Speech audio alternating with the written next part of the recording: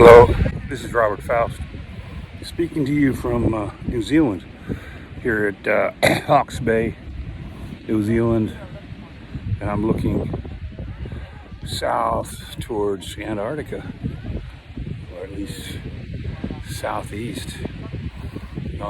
This is another world, for sure, and I won't go into that part, but I will say they have a very advanced agriculture system, at least in terms of technology. But it's the same situation. Not much regard for the soil. It's still kind of soil mining, throw down chemical fertilizer, and spray and pray. So we see that just about everywhere. Now, I was just in Samoa, Tonga, and Fiji last week, and while it's a very poor country, everybody's, just about everywhere they're growing cassava, taro, bananas, breadfruit, and pretty much the traditional manner in which Polynesians, which include Hawaiians, their food production. So it works, it's sustainable, and they keep going.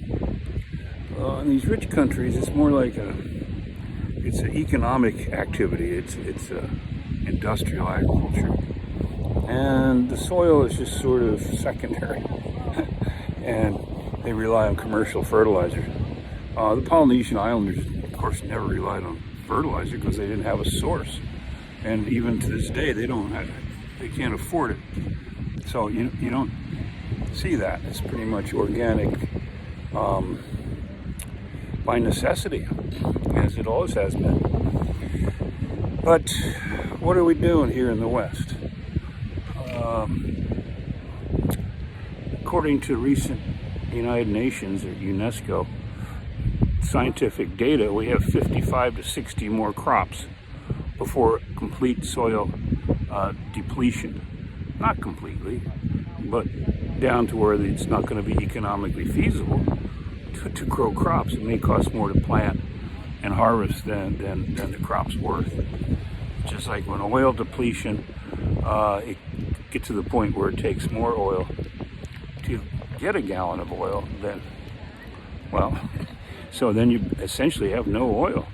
If you have to drill so deep and use so much energy to get a gallon, if it takes a gallon of oil worth of energy to get a gallon of fuel, you don't have any. You're done. That's the same with the soils. So what are you going to do about it? There's really not much interest in doing anything about it. There's a push in the scientific community and organic growers, and really committed people like myself, to at least provide the information how to do it. But then we have a different situation going on in terms of motivation to do it. The economic system, the industrialization of agriculture. Now it's agribusiness, not like the Polynesian Islanders, where they're just trying to feed their families and they know how to do it. And they have very little income, if hardly any. But they still can produce food, and they will continue to do that, from what I can see. And I spent some time in Fijian village and other places, Samoa, and with farmers in Samoa and Tonga. So if they want to actually make cash money, they come here to New Zealand and work on farms. But they can manage on their own. Otherwise, it's a struggle. But they manage to feed themselves. Now, I guarantee you, people in modern society here in New Zealand or in the U.S., they can't feed themselves unless they make money and buy food from the industrial system. And that also includes medicines versus natural herbal remedies, traditional stuff that's used. So, it's kind of a simple concept that plants need organic matter, because microorganisms break down organic matter and produce organic substances that are crucial but resistant to diseases and insects. Here at the beach, people are riding by on bicycles on the coast here at Hawke's Bay, Napier, New Zealand, which is certainly an idyllic location, I'll say. And this, of course, was once had a high population of the Maoris, which were actually descended. They came from Hawaii. And some of the words and name places are the same as we see in Hawaii. But there's still quite a number of them. It's different in Hawaii. The Maoris own land, they farm. You see them all over. So it's quite different than Hawaii. And they have like a pretty strong position in the economy here. And yeah, so good on you for the Maori. But anyway, we're back to the whole situation of it's not a complex thing. If you get into the details and the nitty-gritty, it is a complex thing. We don't want to get into science, but if you want to just look at it from a historical standpoint and traditional agriculture, it's rather simple. And just like I said, I was in the Polynesian Islands, and there's a great parallel to agriculture in Hawaii, which I've previously published articles about, and it works. Okay, it works because they keep adding organic matter, and that organic matter releases materials like certain tannins, polyphenols, other chemical constituents that the plants need. They need it for resistance to diseases and insects, whereas our system is more of a spray and pray with toxic chemicals, which is similar to our pharmaceutical system. So here today we have quite a bit of activity on this beach trail, because it's, well, for them it's the end of summer. Kids are going to be going back to school next week. It's like our Labor Day, kind of Labor Day weekend, except it's the end of January. So it's great weather here, which I think it is most of the time. But anyway, this is a very diverse agricultural region with grapes, vineyards, deciduous fruits. It's extremely diverse and intensive agriculture. Back in Oregon in the U.S., it's not quite. It's more like larger acreage, is more industrial than here. But here it's very intensive and productive. But when I look at the vineyards, which I was doing yesterday, I see problems. I see nutrient deficiencies and just kind of lack of vigor, things like that. But anyway, the point of the matter is, it's not just chemical salts. It was never chemical salts. That's not salts. They're out here in the ocean. They're toxic to plants. They burn plants. So you put ammonium nitrate, calcium nitrate, all the nitrates, potassium nitrate. It's not. You can only use a certain amount before you get toxicity. And then, yeah, stuff grows. You can get away with it, but at what cost? And now we have these wars in Europe, Ukraine, Russia, where a lot of supplies of these things come from. So they say this year, the lack of fertilizers, because we're so dependent on fertilizer, it's a good possibility of global famine, or at least reduction of food production. And it doesn't take much to have a famine.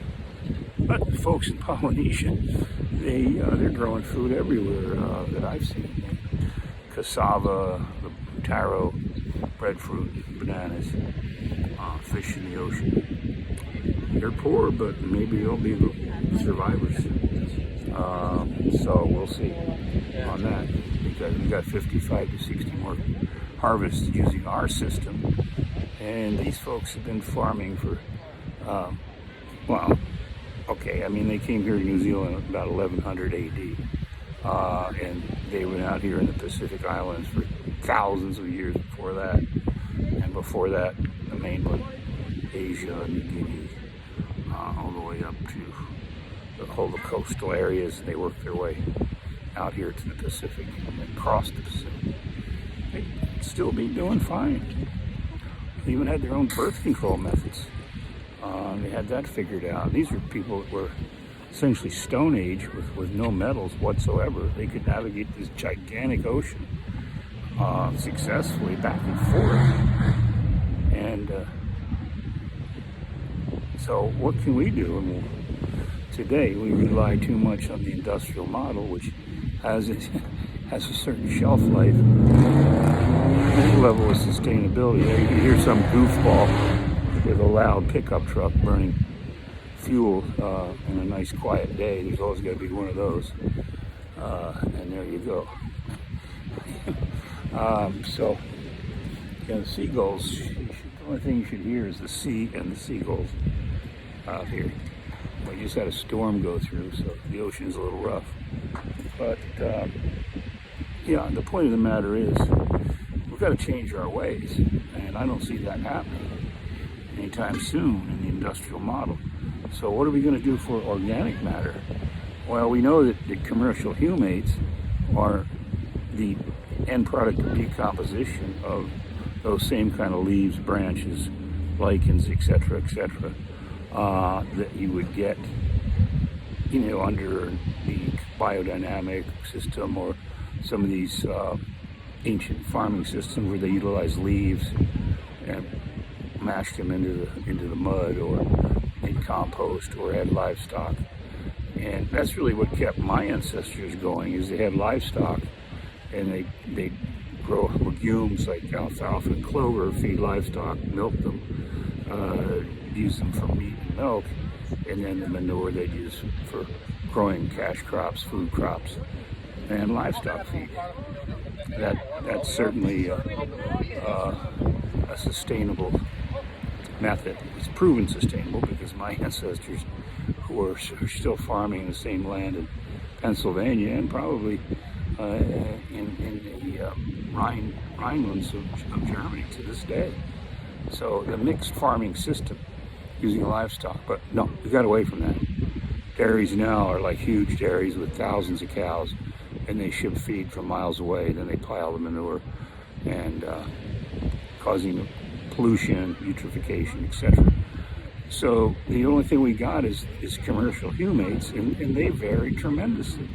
So the same components that give plant resistance are contained in the best commercial humates, and they're not all created the same, as I've said many times. So there are components like tannins, polyphenols, that we now know trigger plant resistance on a cellular level and plant growth regulator responses. So you don't have to buy an external plant growth stimulant or biostimulant necessarily, because once we switch on those pathways triggering that, the plant's perfectly capable of producing these substances itself.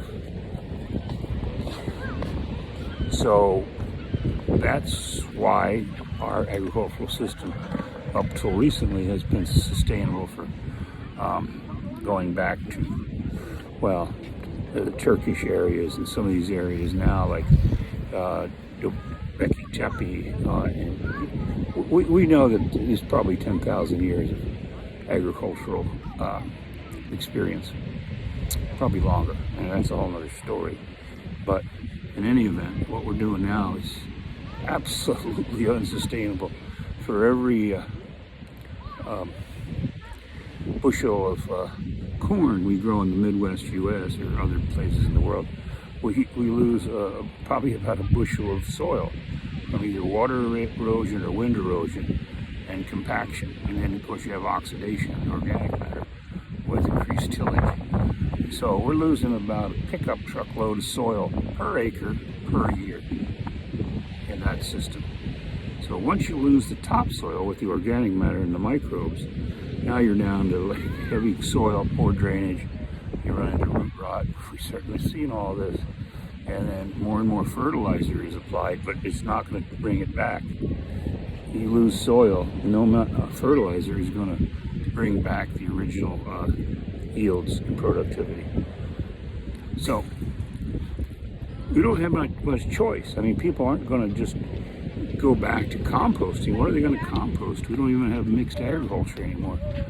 So that leaves commercial humates and our products like full humic, full power, etc., which are probably the lowest cost, definitely a lower cost method nowadays than you'd get from trying to haul in at great expense materials to compost. Although if we went back to mixed farming where we grow legumes and cover crops and rotate, feed livestock, use manure, then yeah, because that works. It's still working, but that's not what's happening. People specialize. They either just grow one crop, seed crop like grass seed or wheat or corn or various orchard crops, etc. So we're going to see further depletion. There's no two ways about it. And like I say, you can go to composting and go a biodynamic method. I recommend that. But is that going to happen? I don't think so. So our products, including full humics, which is a dry soluble, is the most economical and effective way to get the job done. Anywhere between 10 and 50 pounds an acre can really turn things around. And I think that's well established. But the information out there is continually being pushed by the agrochemical industry and their field men, just like the detail men in the pharmaceutical business go around to doctors. So that's pretty hard to deal with. It's an information problem. Well, it's an education problem, really. We have the information. We know what the score is. We know what's happening. We know how to deal with it. But that information does not get down to the growers. It gets down to some of the growers, certainly. Over the years, we're seeing a big change, and the use of commercial humates, understanding about microbial activities like using inoculants like VAM, mycorrhizal fungi, other substances, which our company has the lead in terms of really effective and economical sources of the VAM, the rhizosphere positive cultures of microbes, and trace element based natural chelation or amino acids. So along with the foliar materials. So we have the program, and it's the program that can extend the industrial or conventional agricultural model and maintain soils. I mean, certainly we see the use of humates bringing back earthworms that people haven't seen for years. So we have that. That works. And so this is going to be the program of the future if we want to have a future. So that's my message here from Aotearoa, which is the original name for New Zealand. So